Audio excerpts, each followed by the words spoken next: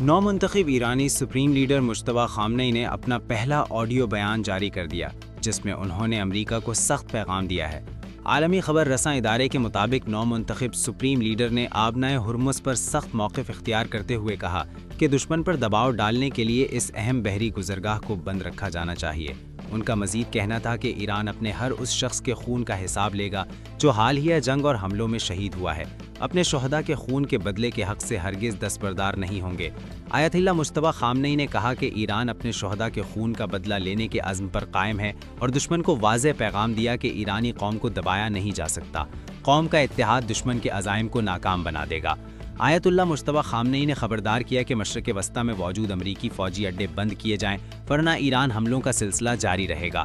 انہوں نے مزید کہا کہ موجودہ حالات میں میری ذمہ داریاں بہت بڑھ گئی ہیں اور وہ قوم کی حمایت کو اپنی سب سے بڑی طاقت سمجھتے ہیں۔ دعا گو ہوں کہ اللہ مجھے قوم کی بہتر رہنمائی کرنے کی توفیق عطا فرمائے۔